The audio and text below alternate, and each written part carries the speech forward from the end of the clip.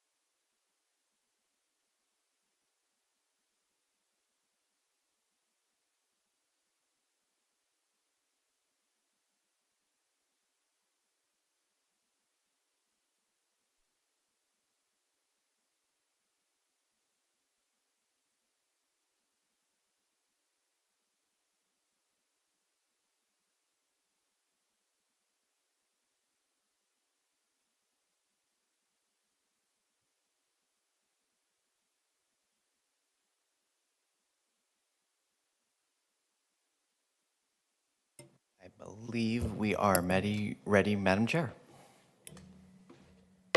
Well, good morning, everyone, and welcome to the Washington County Board of Commissioners meeting for Thursday, February 21st, 2023. Clerk Moss.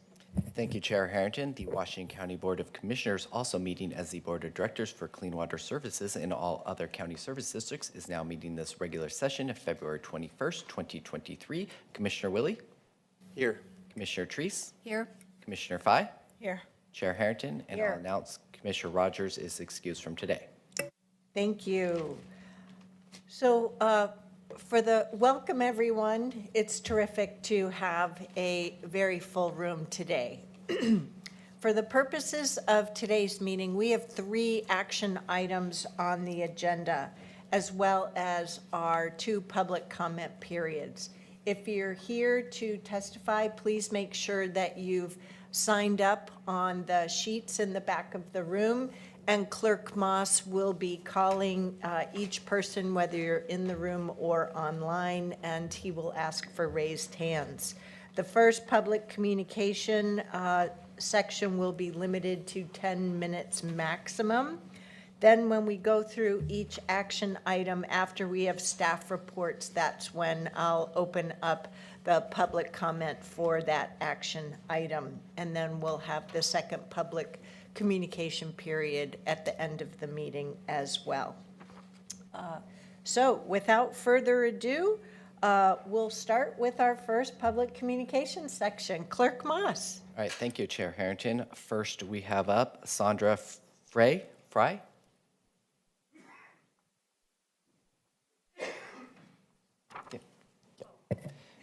And then the second person will be Ronald Stinson. Please come up to the table. Yeah. And you'll need to state your name for the record, and then you'll have 2 minutes for your comment. Thank you. My name is Sandra Fry. I came to Woodspring Apartments in 2014. I love my apartment. I want to stay there.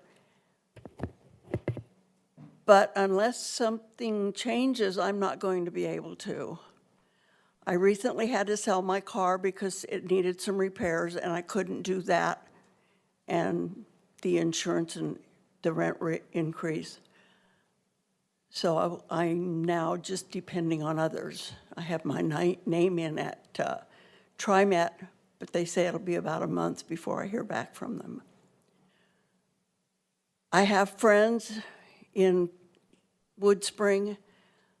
I've built up, a companionship around, and I don't want to have to move. I've had several injuries, not since I've been there, but they are curtailing my activity. I've had a broken neck, I've had knee surgery, and I've had back injury. And I can't physically move. I have no family that could help me. I've never had children, so I don't have that aid, and I'm just depending on God. He put me there. He either has to keep me there or take me home. Thank you. You ready for me? Yes, sir. All right. My name is Ronald Stinson, Sr. Just for 1 second, sir. I'm sorry to interrupt you. Could everyone please silence your cell phones during the course of this meeting? Thank you. Yeah. Go ahead, sir. I'm Yes. sorry. Again, my name is Ronald Stinson, Sr. I live at Woodspring Apartments. I'm 71 years old, and I'm a team captain.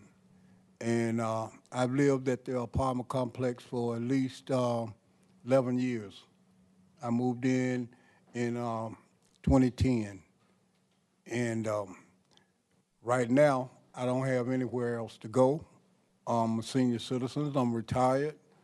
I worked for General Dynamics Electric Boat, building submarines for the government, and I only get $14,000 a year. And I can't live on that. I can't even survive on it because I have the rent, which is $1,135, and I only get $1,100 a month Social Security.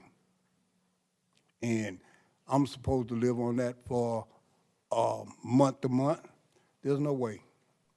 And I'm a team captain, as I said earlier, and my duties is to make sure that the senior citizens who are older than me, it's in the 80s and 90s, they make less. So we're in a position that we can't survive. They keep raising the rent, but the cost of living isn't going up with it. So there's got to be something that hopefully Washington County can help and assist us in so we can have a place to live and not be on the street homeless like so many other are. Thank you. Thank you. You're welcome. Who's next, Clerk Right. Moss? Next, we have Lois Keck and Koi Lei.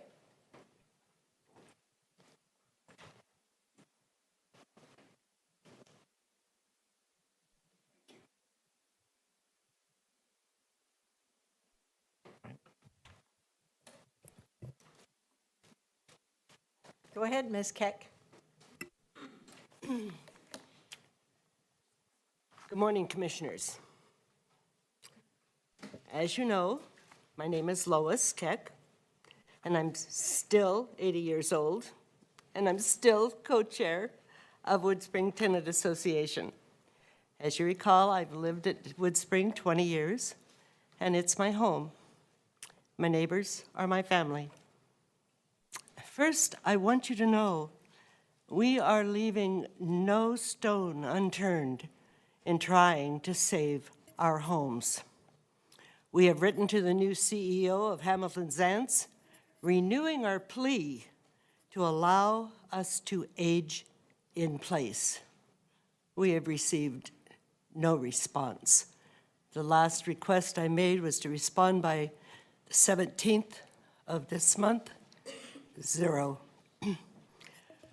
But we are committed to increase public pressure to compel them to do the right thing. We also are asking the legislature for help and encouraging the city of Tiger to pass a relocation ordinance that would make it really expensive for Hamiltonians to price us out of our homes. As you know, we've been here several times asking you all for help.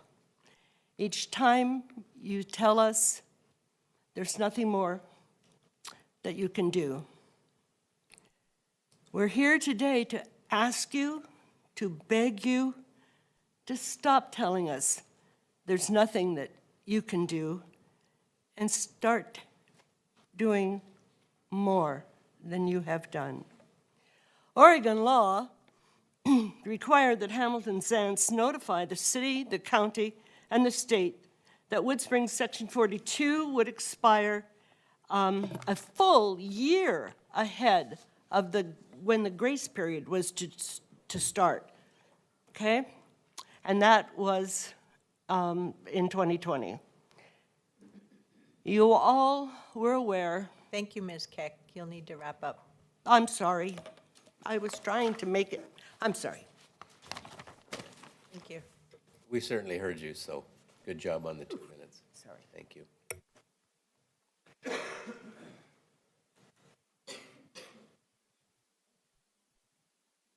After Mr. Lay, who's next? Mr. Ross? The last person we have for this 10 minutes will be Rochelle Perez. Is she in person? Yes. Could she please come up to the table? Go ahead, Mr. Lay. My name is Coy Lay.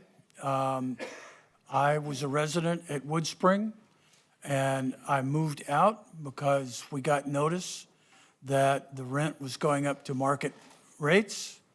I did not want to move out, and I am unhappy. And I was very unhappy to hear that the subsidy program was so arranged that I would not be included in the subsidy. If I was included in the subsidy, I would use that money to move back to Wood Spring. I miss the place, and I really would have much preferred to stay. I think that I don't know who made that arrangement. It was between the county and the state, and I'm pretty sure that people at the county level were involved. I don't know why they made that decision. I don't know why they made the decision to limit it to $3,000 each. I would like to talk to them and ask them why. And this program has been so slow, and we have been told things, and promises have not been kept. And really don't feel that the Housing Division has done a very good job in administering this program, although we are grateful to have the subsidy. Thank you, Mr. Lay. It's rather extraordinary for me to comment on people's public input. This is a time for you to come and share your thoughts with us. But I do want to say that I hear your comments, and I'm genuinely sorry that the pilot program has taken so long to be stood up. It is a pilot program that was initiated by state legislative action, and Washington County has had to follow the outline of that and the rules as set up by the state.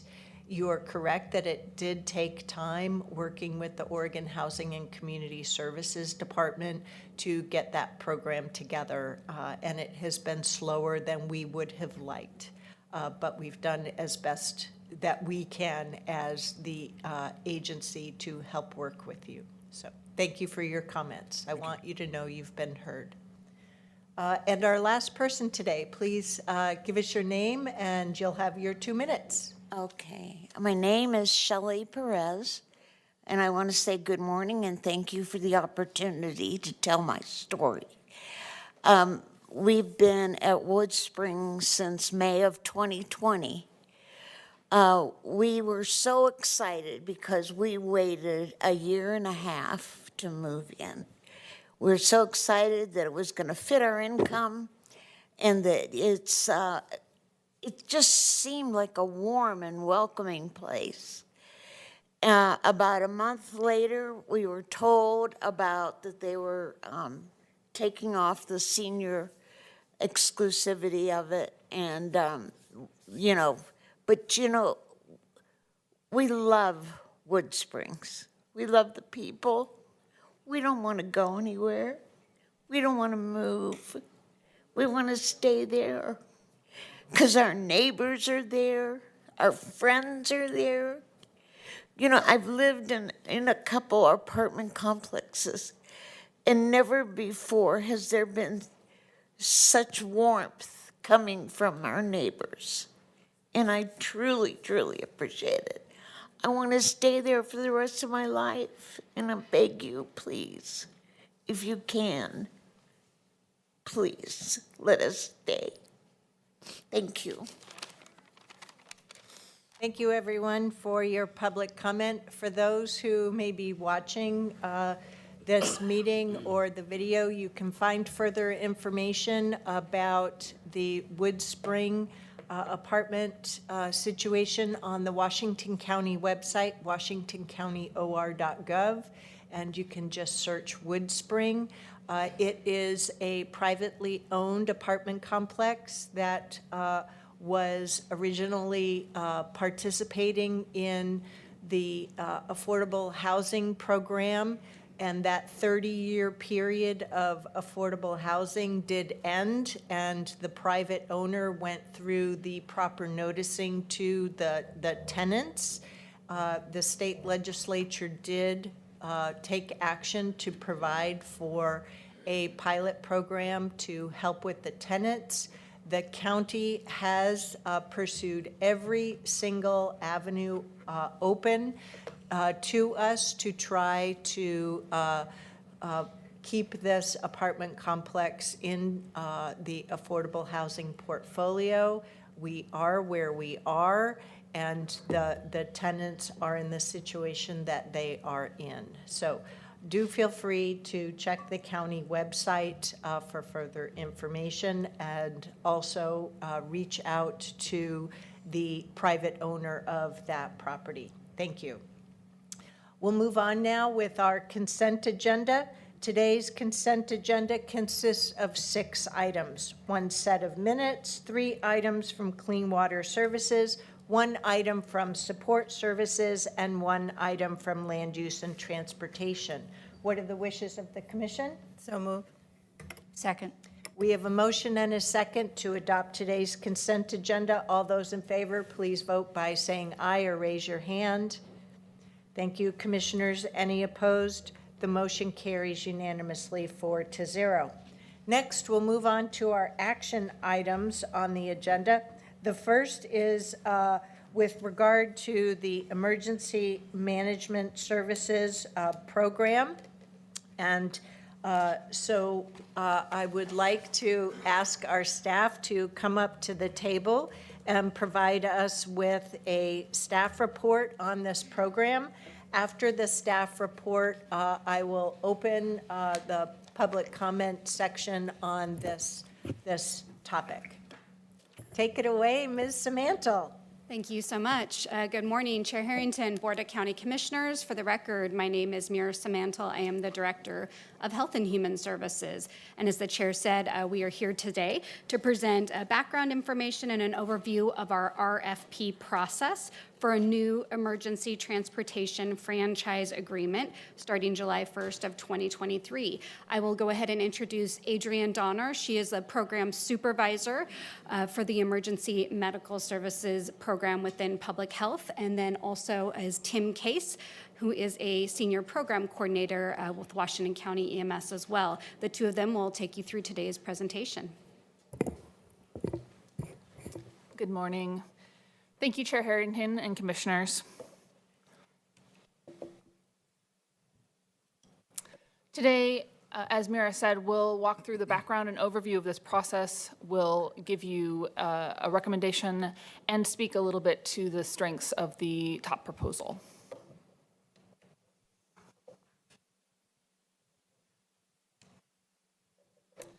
I want to give you a background in the timeline just to ground you in the process and work that's been done to this point. In late 2020, we worked with our EMS Alliance partners to put together a centralized dispatch work group. This was a work group under the EMS Alliance that really looked at how could we move closer to having improved dispatch centralized in one location eventually. We also started a governance documents review work group that looked through all of our governance documents to identify the areas that needed to be updated to move toward a more modernized EMS system in Washington County. In early 2022, we brought the EMS Alliance together to put together a strategic work plan for the county, and that was finalized in early 2022. And each of these steps in this process really led us to the identification of areas that needed to be updated or modernized in our EMS system and brought us to the recommendation that came before you in May of 2022 to leave our current franchise agreement and go toward an RFP process.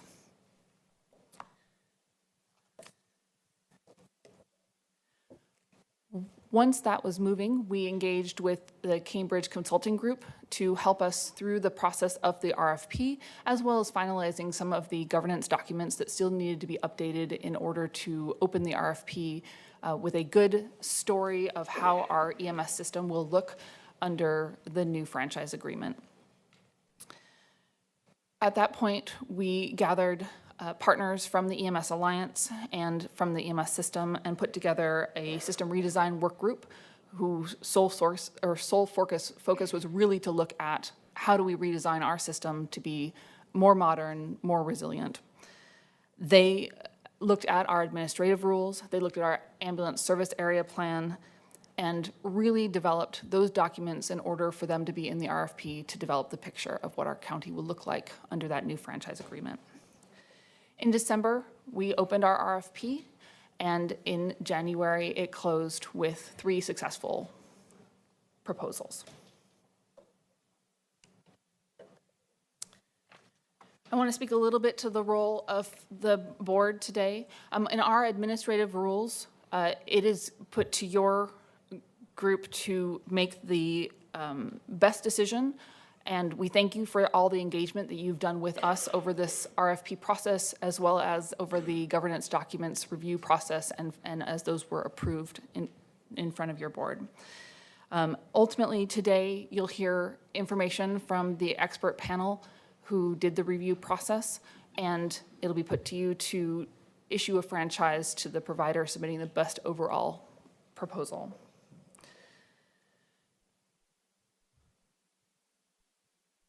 This is really the last step in this process. We're bringing this proposal to you from our RFP review panel, who is the staff or independent assistants that our administrative rules speak to. And with that, I will talk a little bit about this review panel. So our expert review panel was made up of 10 subject matter experts. We wanted to make sure that we had a cross-section of the EMS system so that we had all the viewpoints needed to do this process, as it's very important for the county. We included members from the EMS operations and leadership from 3 fire agencies. We brought in the emergency department leadership from 2 hospitals, as well as folks from the county and the EMS program, medical direction, and behavioral health. Our 911 dispatch was represented, as was a public advocate at the table reviewing the proposals that were submitted. And I'll pass it to Tim to speak to the RFP process and give you a little bit more information. Right. Thank you, Adrian. Chair Harrington, Commissioners, thank you. As mentioned, my name is Tim Case, Senior Program Coordinator in the EMS program here at Washington County. Today I'm going to speak to you a little bit about the RFP process, how we reviewed documents and came to the recommendation with that expert panel that was mentioned. So the process, we used the standard county RFP process through procurement. And in the RFP, use that acronym a lot, the request for proposal. It outlined our requirements and what we're looking for and how we wanted to shape the way EMS medicine was delivered here in the county, and looking for a vendor that can do that with us. So a few of the high-level dot points that we are looking for, again, that tiered system with both basic and advanced life support response to better tailor the response to the patients for the needs that they have at that moment, rather than using resources that are better suited for other incidents. Looking at compliance in terms of clinical outcomes rather than time-based measurements alone. This speaks to the system that is suited for actually treating patients and looking at outcomes and the efficacy of our treatments rather than just how fast we drive to the scene. And as Adrian mentioned, incorporating our dispatch center to have a more centralized and transparent mode of dispatching to better streamline response to the scenes as well. The review panel independently scored the proposals in looking at 14 different domains of system design and makeup that was delivered to us through our system redesign work group as part of the Alliance, and also in consultation with our consultant, Cambridge. We identified questions to ask each vendor in the oral interview process, and we were engaged in this process for more than 2 weeks as a review panel. Again, speaking to the review part of it, each panelist had just under 10 days to review all documentation that was submitted by the vendors, again, independently, came together for discussion, identified questions that we had of all vendors, and other more clarifying questions to ask each individual vendor. So again, we're very grateful to the Alliance, to our review panel, and in an effort to really support public engagement, our county resident that was a member as well. So the 14 areas that I mentioned are listed here on the panel. And these are all the focus areas that we felt were important to bring forward into the system and to have the most robust EMS response plan that we could come up with. As you'll see, they're color-coded here. We weighted them not as all the same score, but things that we felt were of higher value for a better system kind of rose to the top. The one, personally for me, is the personnel work-life balance. It's, I think, important to have a well-cared-for workforce of EMS clinicians to be able to serve our citizens and residents of the county.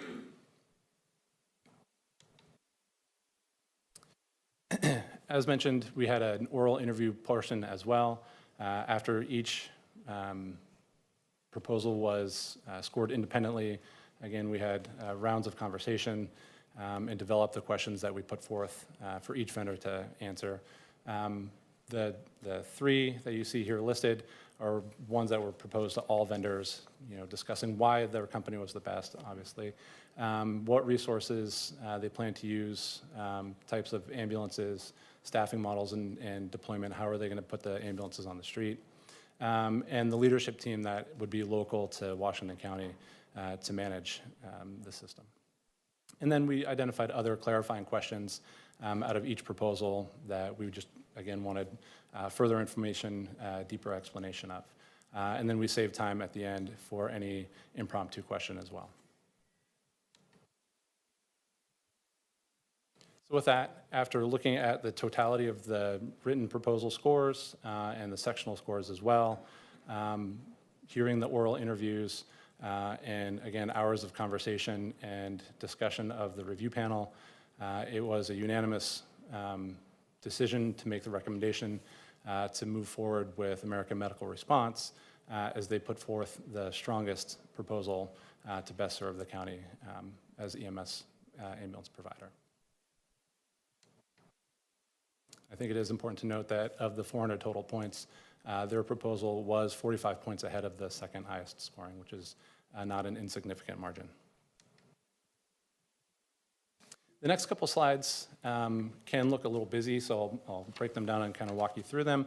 This is a snapshot of the scoring system that we use through the county procurement process, and looking at each total score for each vendor. And as you can see, American Medical Response came out on top for each proposer, and total as well, above the next closest vendor.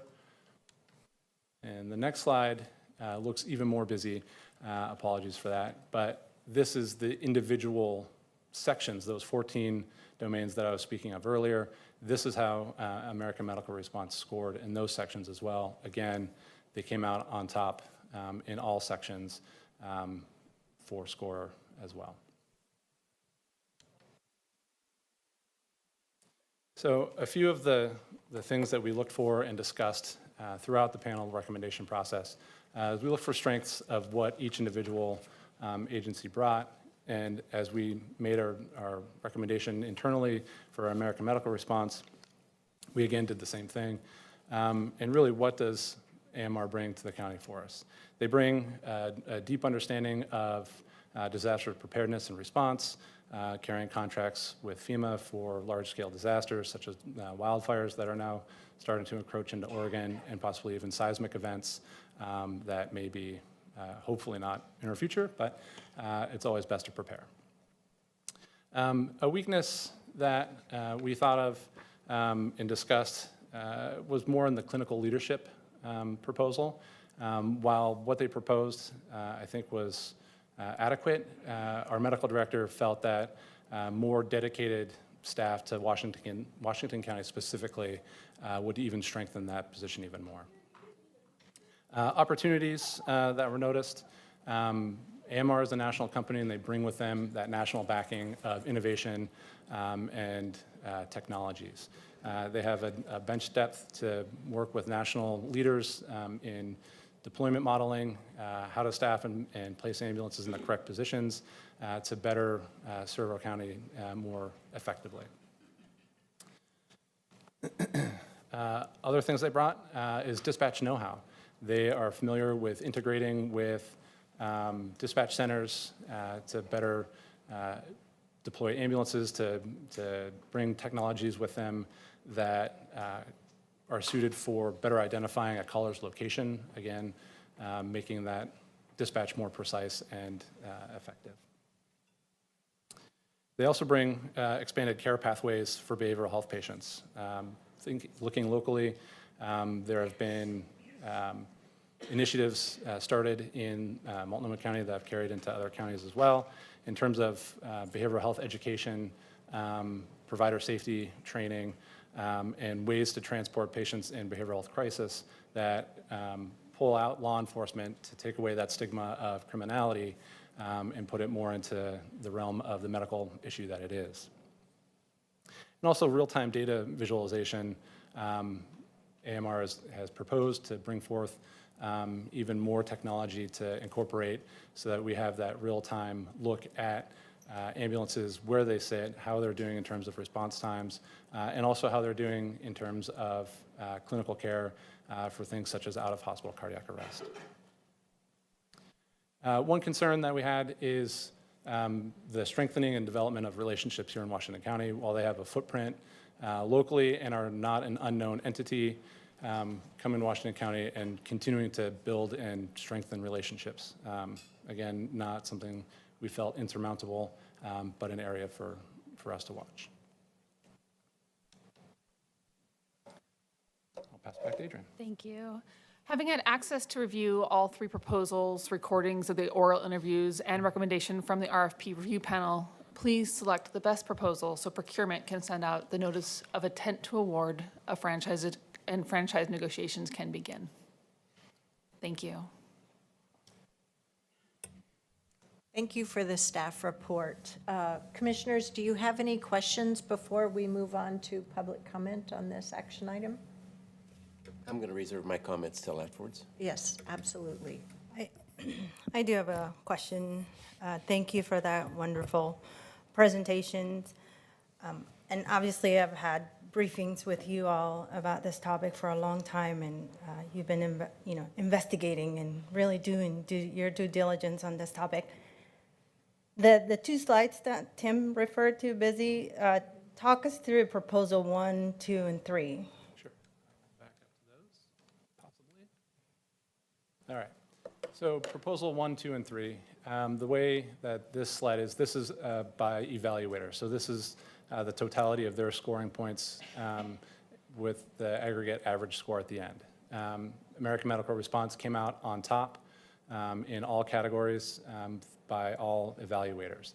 And the way that the system, the procurement system, OpenGov, ranks these, and in the way that they're listed is in order of scoring. So first was American Medical Response. The second proposal, as you see, is listed directly below them with a 45-point margin below. And then the third proposal would be the third place bidder based on scoring. Thank you, Tim. I'm wondering, why are they called the second proposal, third proposal? I'm sure the systems have names and who applied. Yeah, that was a choice I made. It felt better to speak to the top awardee and not name the other ones. They can be named. The second proposal is Metro West, and the third is Falck. The same on the next slide. As we got feedback from the board, I was able to transition the lines so that you can see here, while this one is by the categories that were being scored, the order is the same. So AMR was the top for each of the categories. The second proposal, Metro West, was the second for each of the categories, and then Falck was the third.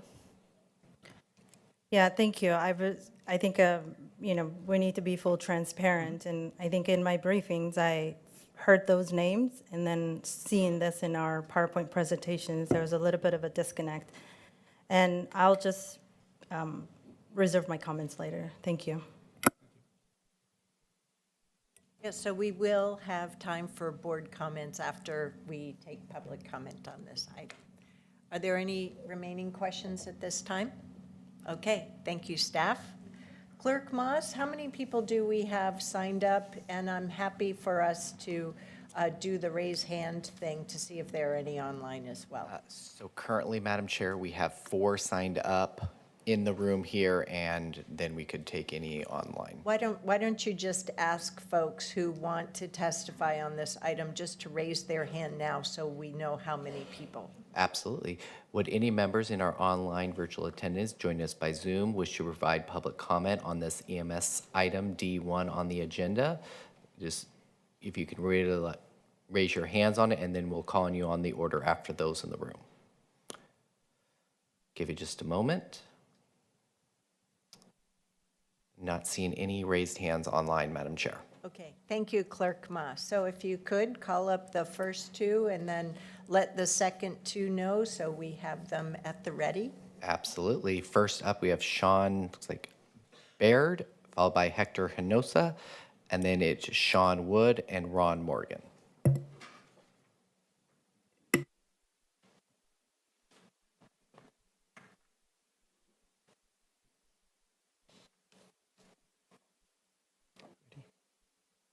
Go ahead, Mr. Baer. Good morning.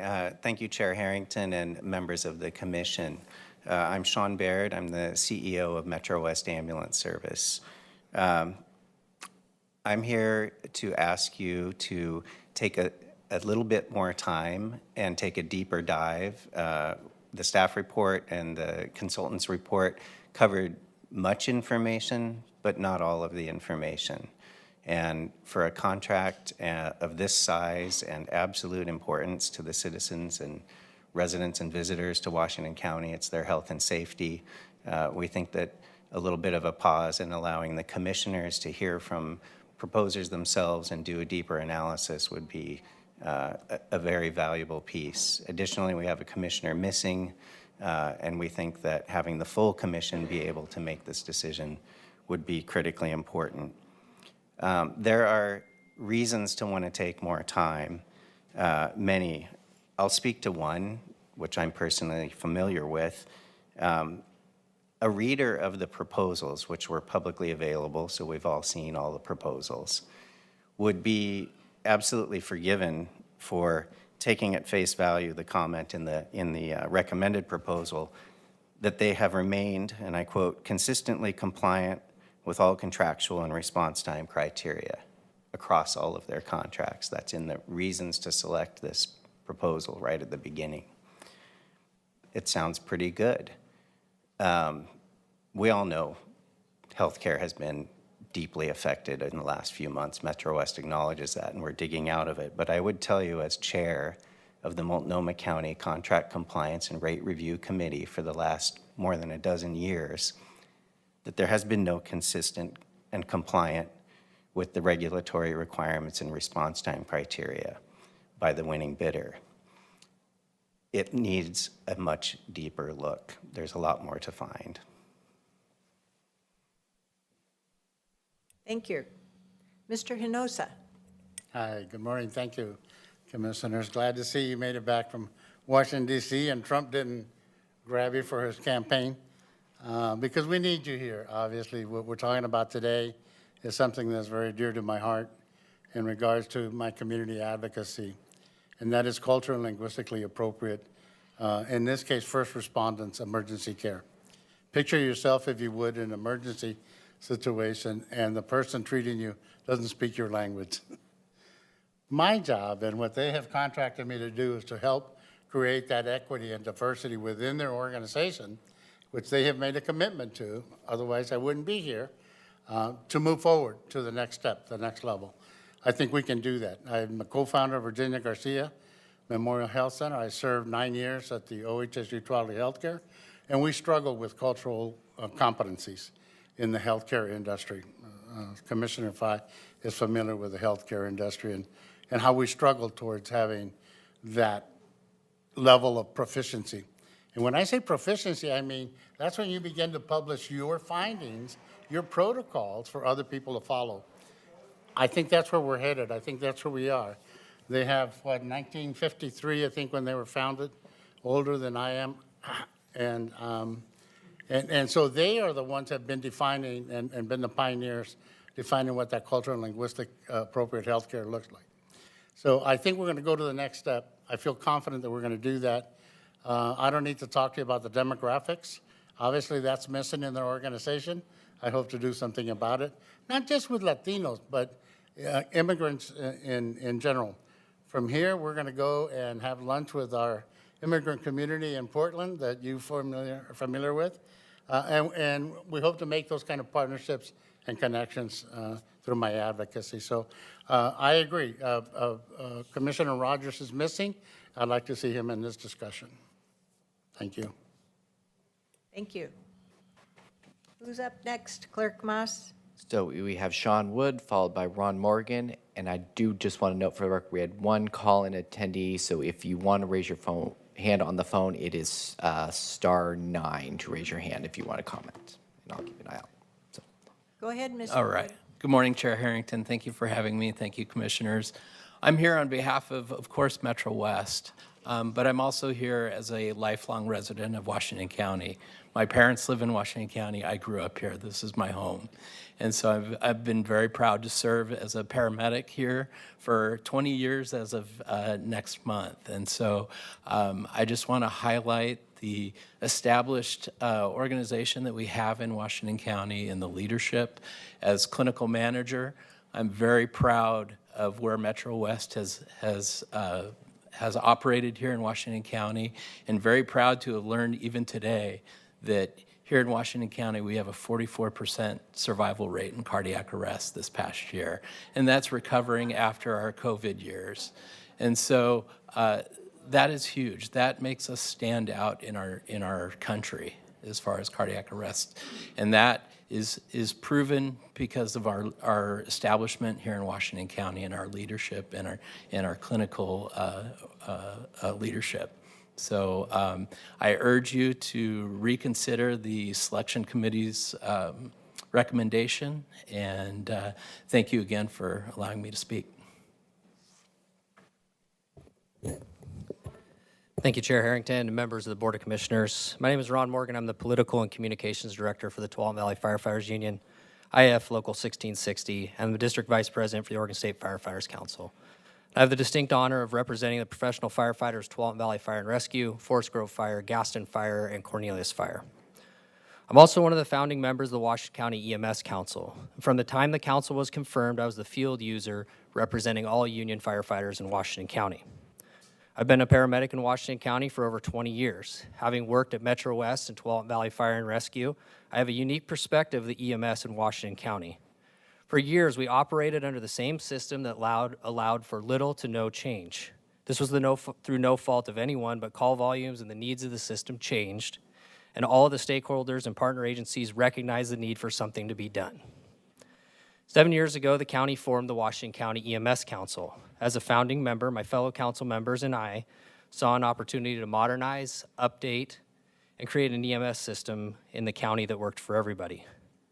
We worked tirelessly to create founding principles for developing a new EMS system, one that prioritizes collaboration amongst all partner agencies, is patient-centric, modern, and of greatest importance, a system that improves the ability of the firefighters, paramedics, EMTs, dispatchers in the field to do our jobs better. Our county has seen tremendous change in the past few years. Call volume has grown at an unprecedented rate, and our patients are sicker, but at the same time, we have become a safety net. There's no doubt that the first responders are doing different jobs. The review committee was tasked based on the founding principles from the EMS Council. That was what formed the basis for the bid and much of what is needed improvement in the system. I'm asking you today to unanimously support the recommendation of the review committee, affirm the founding principles that you tasked the EMS Council to develop. Your vote to support the committee's recommendations is a great step to improving EMS care for the citizens of Washington County and drastically improve the working conditions of the crews in the field. Thank you. Clerk Moss, do we have anyone else? All right. Would anyone else in the room like to testify that did not get a chance to sign up? I'll let you come to the front now and provide any comments. Okay.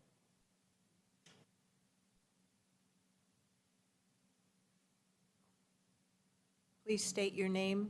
Good morning. Robert Burdan. And I would just like to affirm to the commissioners that I too am a recipient of the saving of a cardiac arrest. I since have received a heart transplant, and I'm doing very well. I've been with the company for many, many years, been through multiple bids. I will say that for my own self, as a citizen of this community for over 40 years, that the service that the company Metro West has provided has been explicit.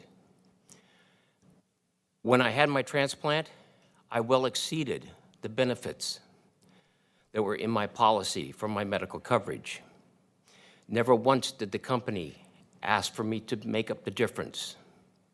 They covered my benefits during the time that I was in rehabilitation. The only thing that ever happened was I received a knock on my door, and the company owner came to my door and spent 2 hours at my home just to visit and see how I was doing. As a citizen, I know that if there is a bill that is sent, as long as the minimum is paid, there's never an interest charge. And that means something as a citizen, that means something. COVID's been a hard thing to deal with. I've seen the company do amazing things to keep the ranks full and to bring people on board and to maintain their current employees. There's a lot to be done. There's changes to be made. But I ask that the commissioners, all of you, consider that we take our time and that we do a thorough investigation. It's always sometimes better to work with people in your own backyard. You sometimes get further. Thank you very much. Clerk Moss, is there anyone online? All right. Would anyone else in our online virtual attendee audience wish to provide comment? Give you just a moment to utilize the raised hand function, and for our phone listeners, that is *9. Give you just a moment. Not seeing any additional hands. Chair Harrington. No, we've done in the room already. We were just checking online, Commissioner Fye. Okay, thank you, Clerk Moss. And with that, we'll close the public comment for this item. Are there any questions or comments from commissioners? Yes, thank you, Chair. I will start. I am not supporting of the recommendation of AMR to assume this EMS service. And I think there's a couple of reasons. There's probably several reasons. But first of all, I want to make sure that we point out that our staff has done a phenomenal job of going through this process, spent a year or probably more of redefining what our EMS service needs to look like going into the future. And I just want to commend them for the commitment that they've made to this, and certainly making the necessary changes and the revising the structures. So good job on this, staff. I appreciate you very much. And I must admit, I interrupted their 3-day weekend with my questions this weekend, but they responded very, very well. So thank you. I have a number of concerns about this process as far as where we're going with it. There's a number of intangibles that aren't taken into consideration in this evaluation.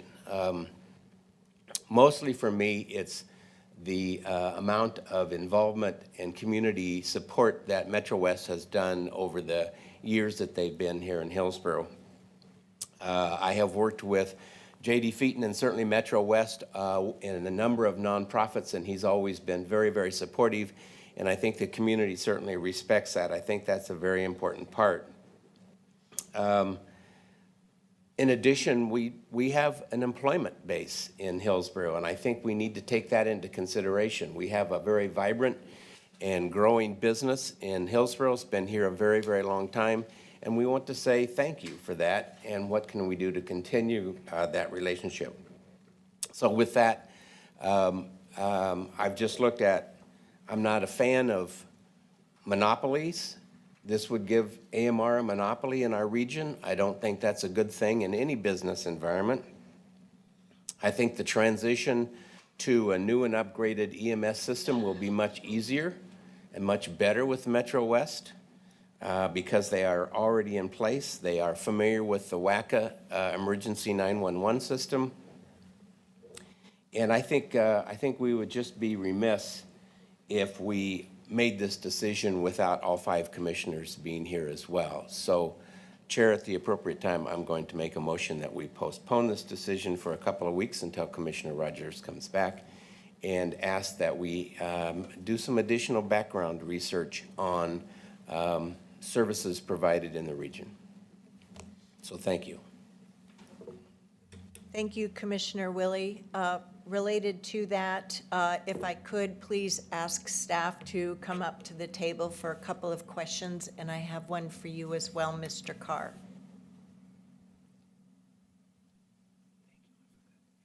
It's okay.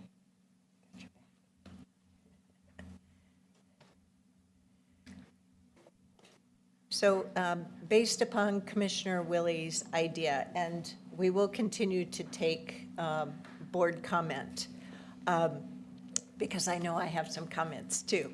But Commissioner Willie has shared an idea for postponing action on this item for at least a couple of weeks. Did I understand that right? Thank you. So I have 2 questions. One is, what effect might a delay of 2 weeks involve relative to whatever milestones you're trying to achieve? As you know, from the beginning, we knew this was a tight timeline. A delay of a few weeks is a delay. We were hopeful to be able to transition this summer from the current franchise agreement to the new franchise agreement. This just delays that some, unlikely to meet that original benchmark. That would be the outcome of it. To clarify, it's important. does this need to be done per any existing contracts or whatnot? No, we have time. We could delay. Okay. My second question is as follows. If I understand Commissioner Willie, and I'm not trying to put words in his mouth, but if I understood you correctly, you also have additional considerations that you're suggesting be investigated in this time. And I'm very mindful of the fact that work was spent to construct the RFP, to have the request for proposals available, being very clear that the proposals would be evaluated based upon criteria that we had work sessions on, briefings on, all very well versed in. So my question to you, Mr. Carr, is if I understand Commissioner Willie's suggestion, and I ask him to, to help me with this, I know what you've asked me and us as the commission to base our action on, but I don't know, and I'm concerned that what risk, I guess, I'm trying to form a question right out loud here, what risk are we taking in introducing some factors that may vary from commissioner to commissioner? And I know that Mr. Anderson of your office has been our subject matter expert for this contract, so do feel free to confer as you need in response. So I will take a shot at answering, and Mr. Anderson can correct me if I've gotten it wrong. This is a unique RFP in that the decision is committed to the board's discretion. We did do, in a normal purchasing process, we would be tied pretty strictly to the staff's decision on an RFP, but this one is committed to the board, so it's your discretion. I would urge transparency in the things that you consider. The risk that we are exposed to is a challenge, of course, to the decision. And so the more transparent and clear we are about what you considered, and as long as that's on the record, we will be better able to defend a challenge. I can never, of course, guarantee that there won't be one. Brad? I did not get it too badly wrong. So Okay. Thank you very much. I appreciate that. And we're going to continue with our board comments, so I urge you to stay at the table if you might. So, commissioners, are there any other questions or comments at this time? Oh, good heavens. Would you like me to go first? No, I'll go. Excuse me, I'll go. We're being polite to one another. While I understand Commissioner Willie's request, I'm still processing what that would mean. But I do want to make the statement that we did start this process a long time ago when we started looking at making changes to a tradition that we had had in place for a long time in relationship to the franchise agreement. I was very supportive of those changes, and I've been very supportive of the process that you have put in place to come to this recommendation. So I want to be on record as stating those pieces.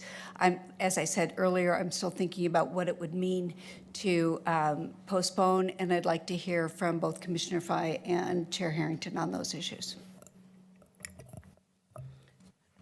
Thank you, Commissioner Treese. I think we were playing toss the ball over here. Thank you. Thank you to our staff. I feel like the process improvement conversation with Metro West, I sort of walked in on that.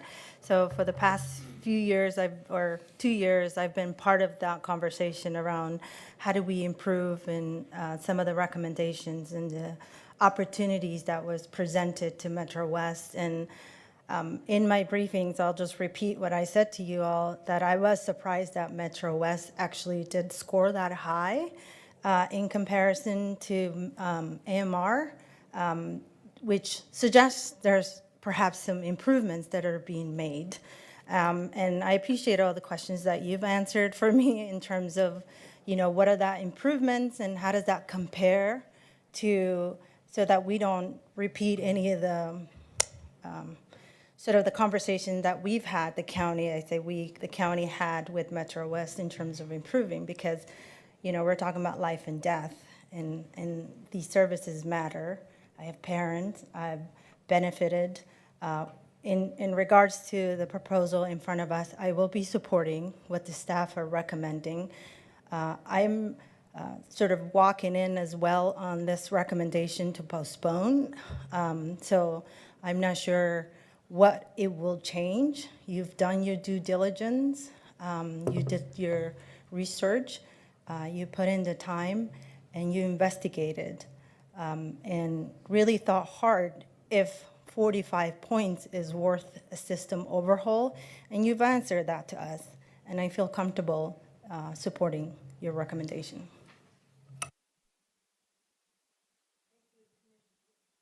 Thank you, Commissioners.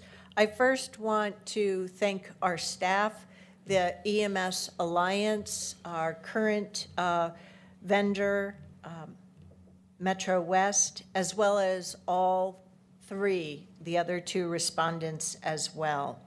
As the material has indicated, we have had a consistent, stable franchise service since 1996 with Metro West. We have had multiple presentations about what need we have in our community now that we are here in the 2020s and look forward. We have information about how our communities have changed. You don't have to look any further than the 2020 census information to understand that. And I believe that our staff and the EMS Alliance have made the case that we do need to move forward with a redesigned system and modernization. For myself, I don't need a 2-week pause on this action, but if the board wishes, the 4 of us wish to take such an action, I will support that for the benefit of Commissioner Willie, as well as I believe Commissioner Rogers will be back with us in 2 weeks' time.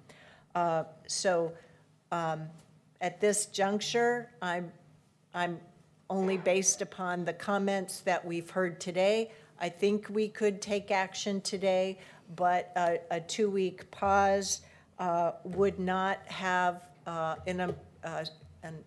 significant effect through the process moving forward. You know, it's not like some of our other actions where the state was mandating that we take action by a certain time frame.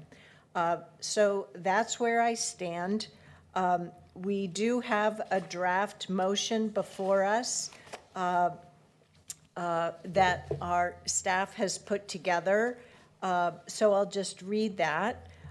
Based on the recommendation of the independent RFP review panel, make a motion to select the proposal from American Medical Response, also known as AMR, as the best overall proposal and issue a notice of intent to award the franchise to AMR. Also, Commissioner Willie has indicated that he would like to make a motion to delay this action for another 2 weeks. So with that, the floor is open.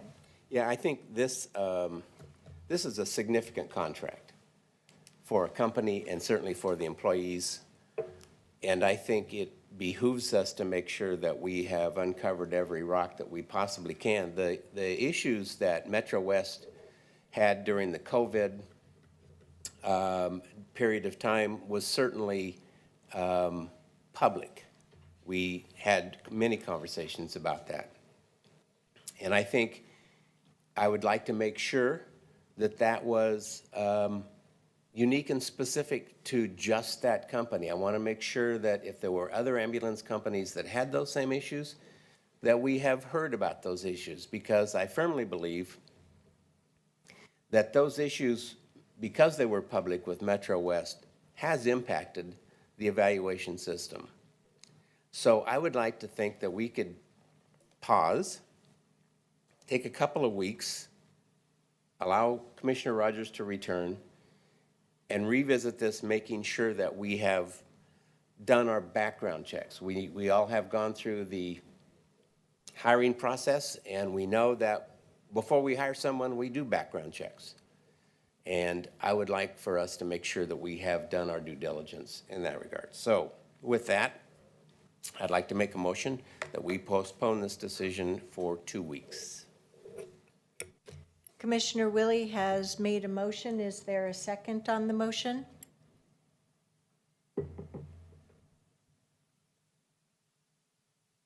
Seeing no motion, the motion dies for lack of a second. Is there a motion to take action on this item today? So moved. Is there a second? Second. The motion, as I understand it, is as I read previously, with regard to selecting the proposal with the best response, AMR, to the overall proposal and issue a notice of intent to award the franchise to AMR. All those, are there any additional board comments? Okay. With that, all those in favor, please vote by raising your hand or saying aye. Thank you, commissioners. Any opposed? Thank you, Commissioner. The motion carries 3-1. Thank you. Next, we will move on to the second action item for today's agenda. This is a item to, excuse me, your comments are in a public meeting and mics need to be hot.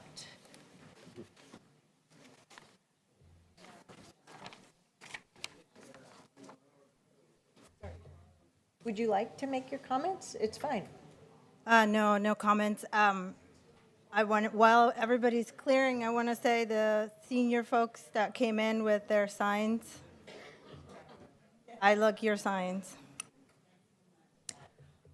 Okay, so we're moving on to the next action item on the agenda, and this is to adopt a resolution in order for the environmental health program fee setting methodology. And here with us today is Ms. Mira Samantel, our Director of Health and Human Services, with a staff report. Ms. Samantel. Thank you so much, Chair Harrington, Board of County Commissioners. Again, for the record, my name is Mira Samantel, Director of Health and Human Services.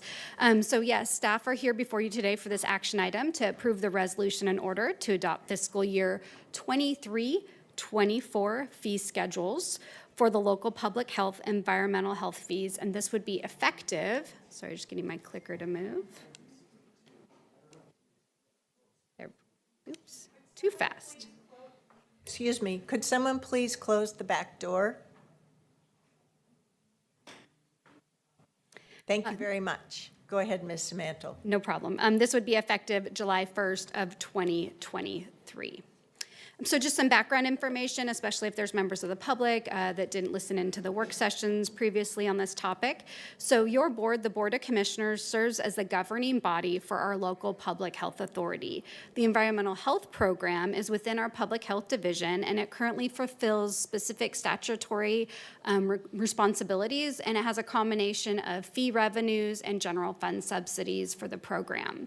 Staff presented detailed information to your board about this topic at prior work sessions on January 3rd and February 7th. All of those have been recorded if the public would wish to view them later. After the February 7th work session, your board directed staff to bring this resolution in order back to you today at the next business meeting, which is today, for a formal action.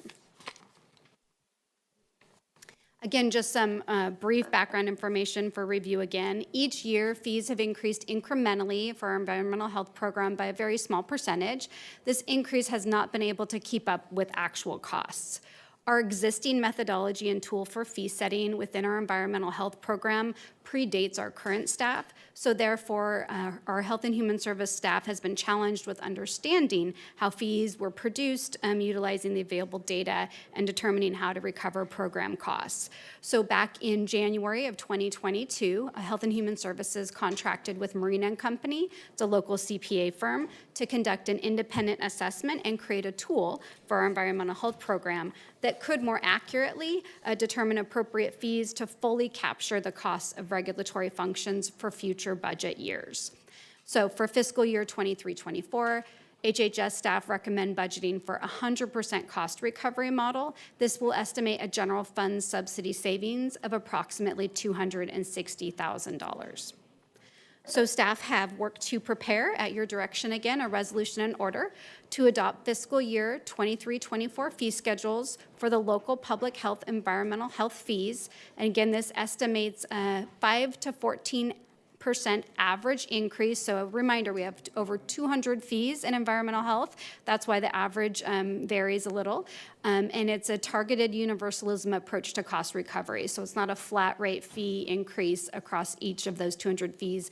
It's going to depend on the type of fee based on actual cost recovery. The proposed fee increases are intended to achieve full program cost recovery to ensure ongoing financial sustainability for the environmental health program. So with that, I will ask if your board has any questions prior to approving the resolution in order. Thank you, Ms. Cemental. Commissioners, do you have any questions? I have no questions, but I'd like to thank the staff for the work that's been done here. This is a difficult position to be in to raise fees, but we have to stay consistent with what our expenses are. And I appreciate the hard work that you've gone through to provide us with that information. So thank you. Thanks, Commissioner Treese. Yeah, I want to echo what Pam said.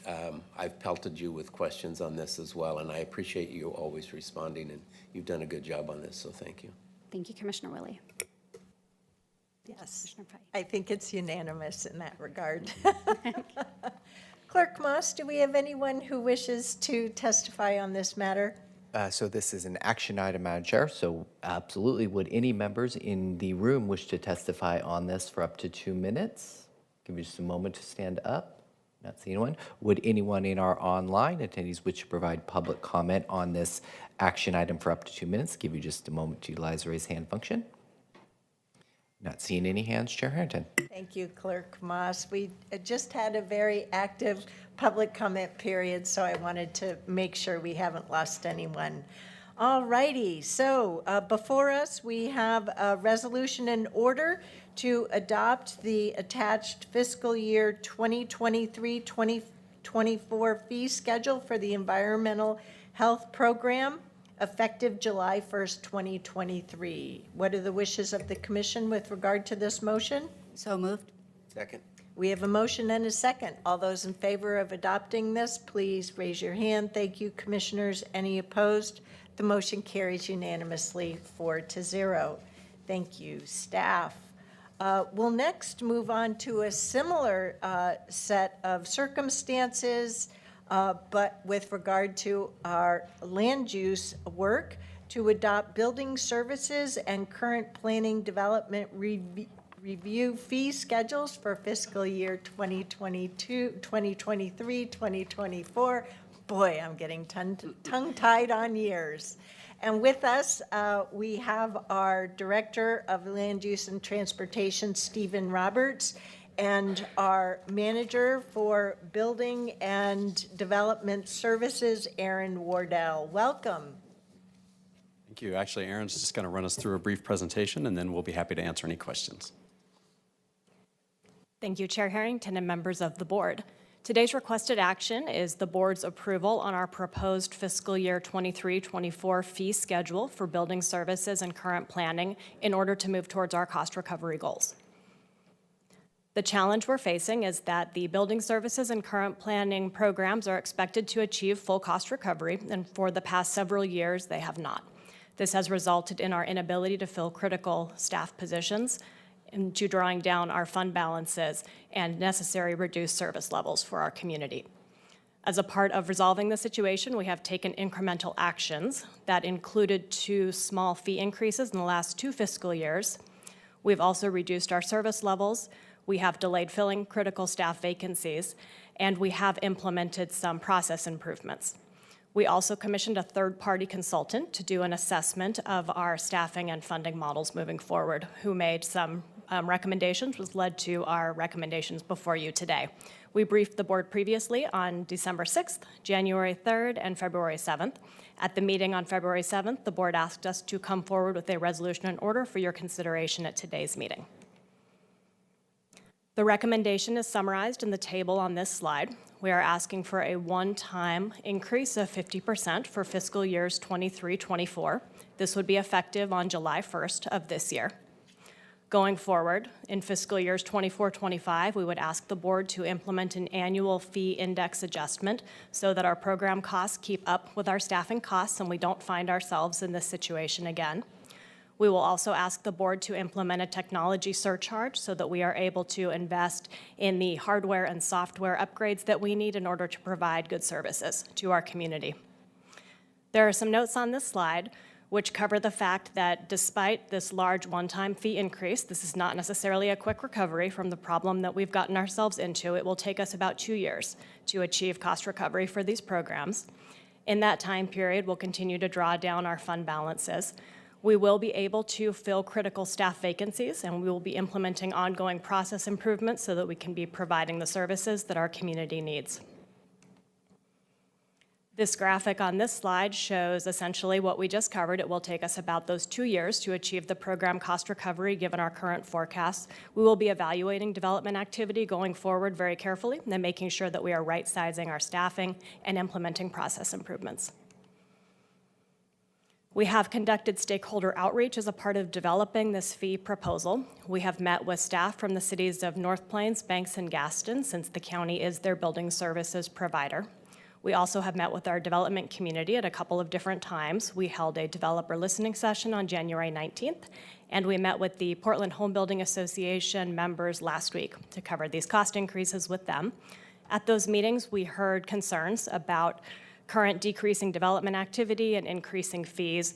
We also heard a lot of concerns about our processes, and we were asked for commitment to implement additional process improvements going forward in time, and we've made that commitment to do so, and to be more transparent with the community about our target turnaround times and the improvements that we're planning on making. So our next steps for staff are to refine our technology fee surcharge proposal to bring back to the board next year as a part of developing the fiscal year 24-25 budget. At that time, we'll also bring back draft policies for implementing our annual fee indexing. We will be conducting ongoing stakeholder outreach. We are developing some tools right now to communicate these fee increases to our community so that no one will be surprised on July 1st by these increases. We will also be developing a list of our key services and our target review response times.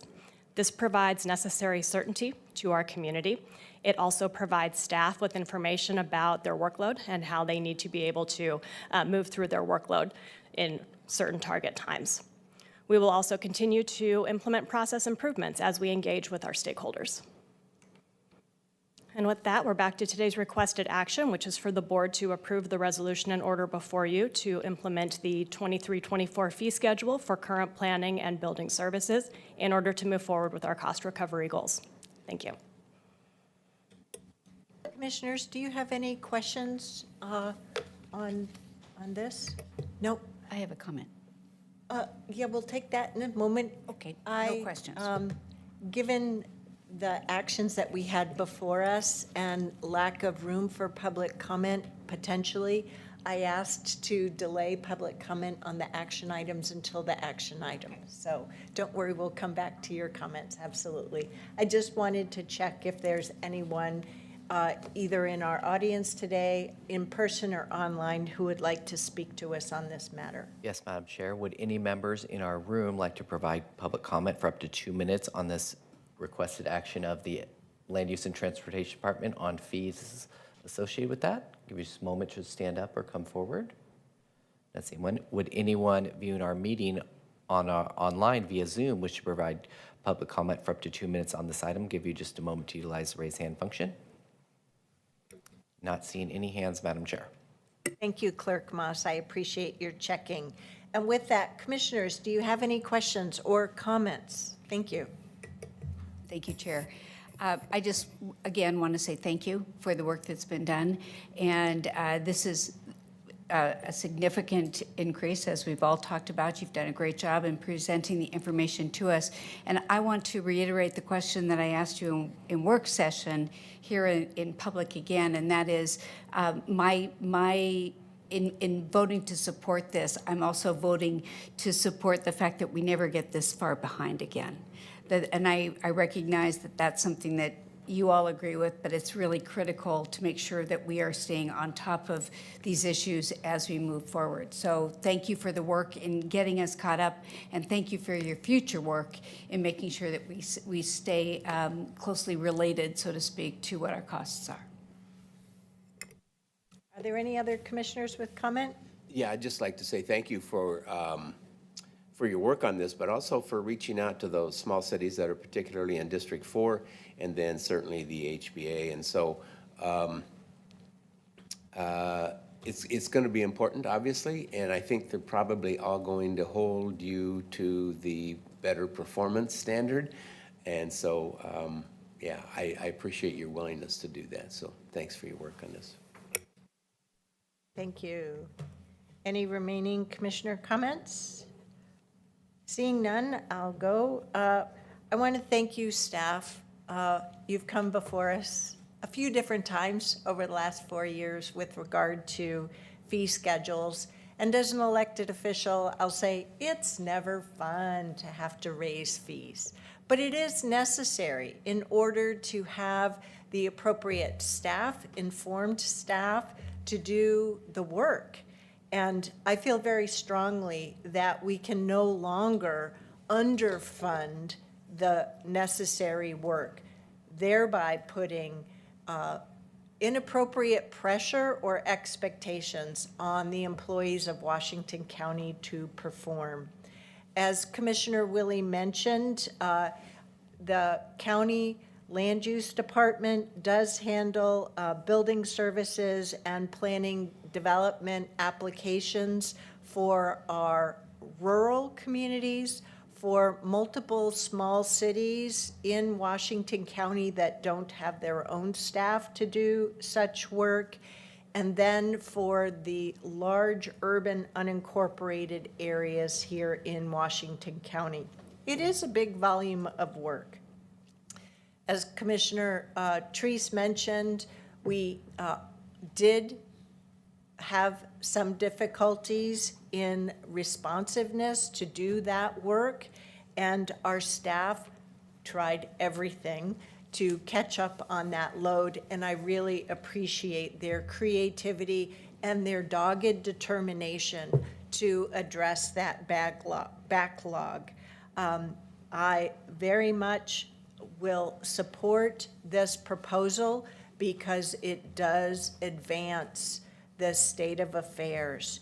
Our staff does really good work to help support the evolution of our communities and development in our communities as our code allows and as our code has stayed current with state law. And there's been work to do that as well. So with that, I would ask for a motion to adopt the attached fiscal year 2023-2024 fee schedule for building services and current planning/development review effective July 1st, 2023. Good. So move. We have a motion and a second. All those in favor, please vote by raising your hand or saying aye. Thank you, commissioners. Any opposed? The motion carries unanimously 4-0. Thank you again. Thank you. Thank you. And with that, we have completed the action section of our agenda, and we come to our second public comment period of the meeting. This is an opportunity for anyone who has not already spoken in the meeting to address the board for up to 5 minutes. Go ahead, Clerk Moss. Thank you, Chair Harrington. We have in the room Deborah Bowerman and Margot Black, and then we'll have one from online.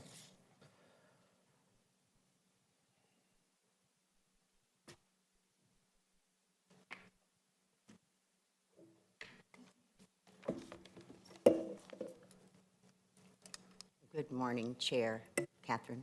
Yeah, go ahead, please state your name Harrington and for the Commissioner. record and speak. Thank you for being here. Thank you. My name is Deborah Bowman, and I'm the captain coordinator of Wood Springs buildings, all 11 of them. I'm a mother of 5 children, a grandmother to 13, a great-grandmother to 1, and 1 on the way. I've lived at Wood Springs for 11 years after the dissolution of my 38-year marriage with my little dog, Sir Charles. I cannot imagine living anywhere else. They're like family. My neighbors are family. And most of my neighbors, the affordable rents, have already become a burden, no longer affordable to people living on land Social Security. I was very skeptical when this first started, because people said, oh, it's all about money, Deb, it's all about money, and then my Irish blood kicked in, and I thought, this is so wrong on every level, that senior citizens have been there 30 years, 29 years, something has to be done respectfully, not just county level, state level, because there's going to be over 3,022 LIHTC units expiring. Ours is the first one, and it was built in 1991 for seniors under the LIHTC. It has to be changed. I got a job at Marshall's recently because I couldn't afford to pay all my rent. Marshall's is fun. I'm glad I'm still healthy enough, like 3 flights of stairs, up and down about 5 times a day, take my dog out. But I want to tell you some stories. As the beginning of 2021, we've had 1 suicide there because of receiving their lease and knowing that they would never make it. And that's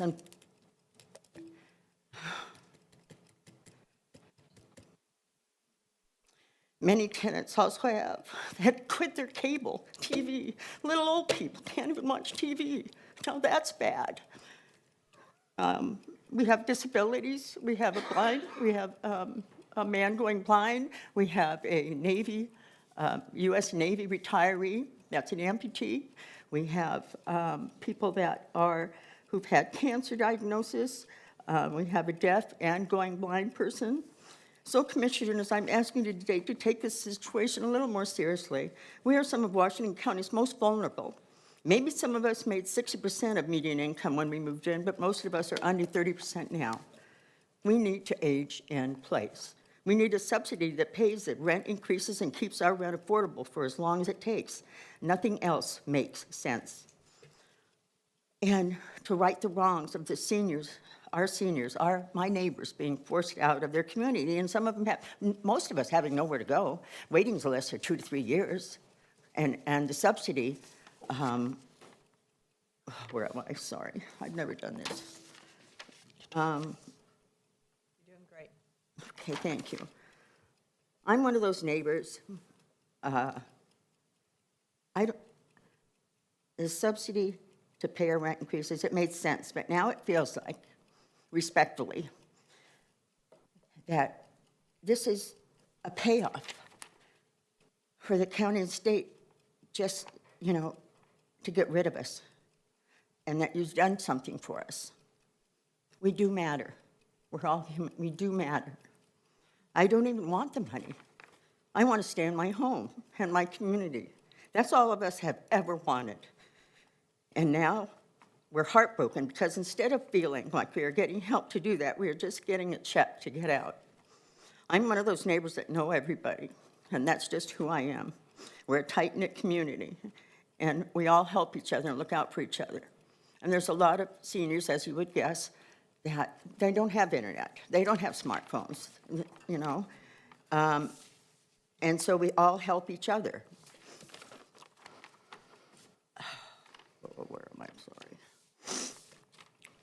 From their longtime community, because of our county, okay, we need to age in place. Nothing else makes sense. We feel like we're being forced out for their longtime community because the county and the state can't do anything to really counter the ravages of profiteering. Your job is to provide human and social services. We know you can't force HD's hand, but we feel you and the state could make it hard for them and all other big billion-dollar companies from coming into our Oregon and acquisitioning over, there's a 322 going to be running out, acquisitioning our LIHTC properties and then putting low-income seniors and families on the streets. Oh. Thank you, Ms. Bowman. Here, wait a minute, I just want to end respectfully. We do need you to wrap up. Saving our Woodspring seniors is urgent, and we need to know you're finally treating it that way. Thank you for your time and consideration. Thank you very much for your testimony. The board does appreciate. My timer didn't even go off. Isn't that great? It's okay. Clerk Moss had your back. Don't worry. Oh, thank you. We do appreciate how members of the Woodspring community have come and attended our meeting today, have met repeatedly with our staff and with state staff to practice the art of the possible. We empathize.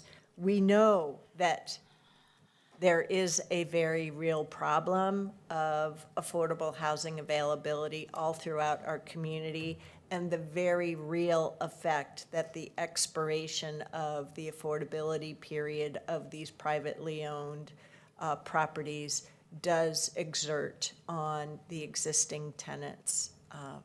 Thank you very much for bringing your comments to life. You're welcome. Yes, ma'am. Good morning, Chair and Commissioners. My name is Margot Black. I'm a Portland resident, but a tenant organizer who has been working with Woodspring residents since early 2021, shortly after they received their notice that their affordable rents would go to market rate at the end of 2023, forcing many into crisis and uncertainty. I'm not here today to tell you about the vulnerability of the residents. I think you've heard a lot about that. I want to address, saying that every stone has been unturned and that nothing more can be done. There's a lot that the county should have done, didn't do, and can still do now. When I first found out about Woodspring losing its affordability, I sounded the alarm and started reaching out to public officials to find out what was going on.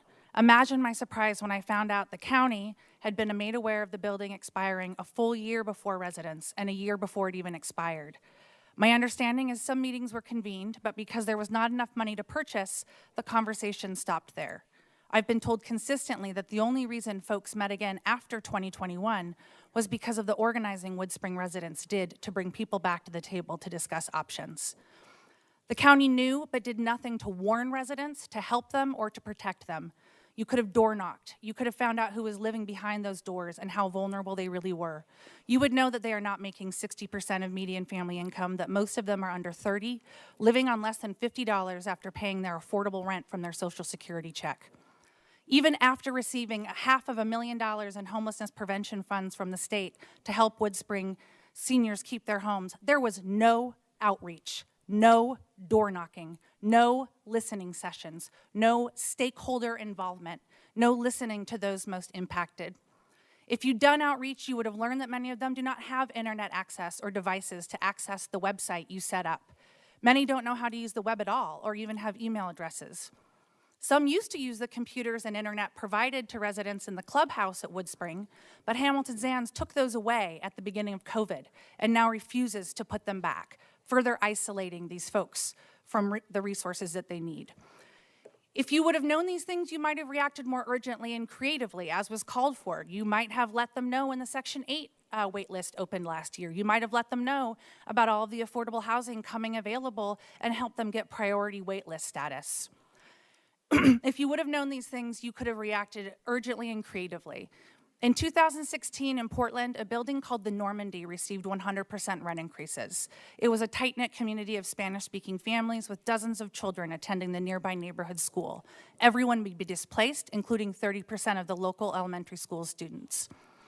That building created the urgency that caused the city of Portland to pass the emergency relocation ordinance only weeks after Udaley and Mayor Wheeler were elected. But before the city could even do that, Multnomah County had already stepped in. They didn't wait for the state or for IGAs. Chair Kafoury contacted the media to say she was committing millions of dollars to subsidize the rent increases to keep those families housed. Nobody asked Multnomah County to do that. That wasn't an ask from the tenants or the organizers, though the county worked in close collaboration with both, unlike you folks with WTA. That was Chair Kafoury rolling up her sleeves and saying, not on my watch. Ultimately, the landlord still raised rent, but they paid generous relocation assistance, significantly more than seniors will be paid from this shallow subsidy. And the county also worked with each individual family to move them en masse to newly acquired affordable housing, where their communities could be preserved and the kids could stay in their schools and continue to be neighbors. Meanwhile, here in Washington County, after learning that hundreds of low-income seniors were facing certain homelessness, the very first communication Woodspring residents ever received from Washington County regarding their displacement was in November 2022, 3 months ago. Just a couple of months ago, advising them that the subsidy program was being developed and more information would be coming soon. That was only sent because I emotionally implored Mr. Kreitz to communicate with residents in order to ease their distress, as we had recently had a suicide at the building from a senior who'd received her rent increase notice. If she'd known help was on the way, maybe that could have been prevented. Many folks at Woodspring tell me they hope they die before the end of the grace period because they don't know what else to do. Why wasn't a postcard sent last spring telling them that hope was on the way? Mr. Kreitz explained to me that that outreach wasn't done because he didn't have the capacity to deal with the questions and concerns of Woodspring residents. Yet the county is taking $250,000 of that $500,000 for administration. What is that paying for if not for responding to the needs of residents who it was created for? There was no notice, no listening sessions, no outreach. No one even alerted us of the Section 8 wait list. You have not turned over every stone. People in their 80s on oxygen need you to do better than that. I'm sorry, I thought this was going to be 5 minutes. You to wrap up, Ms. Black. Your job is to figure out how to let these seniors age in place, pass an aggressive countywide relocation ordinance, or fully subsidize the rent increases of the seniors who remain. Let those who are already forced out apply for the subsidy to offset the significant expenses they've already incurred. Stop using the IGA as an excuse. Use your power and leadership to get the job done. Thank you. Thank you, Ms. Black. Thank you for your efforts. Clerk Moss, do we have anyone else who wishes to address us? We have one online, Madam Chair, Joan Maddie. Joan, can you hear us? Can you unmute, Joan? Give me just another moment. Joan, can you hear us? Can you unmute? Right. So sorry, Joan, we're not able to see you unmute here, but if you have any written comments, we will accept them for the record. So, Madam Chair, we have no one else at this time. Thank you, Clerk Moss. We can't control the device from this end, so all we can do is give folks the instructions on how to access the opportunity. Thank you. At this juncture, we'll move to board announcements. I'll kick us off. Our Board of Commissioners Town Hall will be this Thursday, February 23rd. It will start at 6 p.m. It will be held in person at the Washington Street Conference Center here in Hillsborough, as well as online. We'll have our next Board of Commissioner meetings next Tuesday, February 28th, with a work session at 2 in the afternoon and a board meeting at 6:30 p.m. Then we're into the month of March. We'll have our monthly roundtable on Thursday, March 2nd, starting at 9 a.m.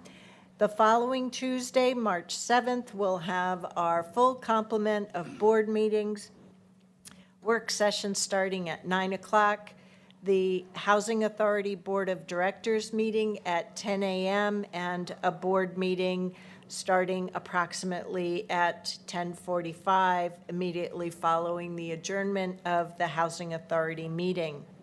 The following Tuesday, March 14th, will be work session only. That starts at 10 a.m. Excuse me. Then on Tuesday, March 21st, we're going to have our work session at 2 p.m. in the afternoon and a board meeting in the evening at 6:30. Please note that that is a week earlier than normal because the following week is the public school spring break, and we will not be meeting that week. So Tuesday, March 28th, please note we will be having no board meetings. Commissioners, are there any other announcements you'd wish to share?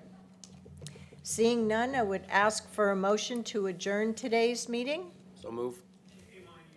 We have a motion and a second. All those in favor, please vote by raising your hand or saying aye. Thank you, Commissioners. Any opposed? The motion carries unanimously 4-0. This meeting is hereby adjourned. Thank you.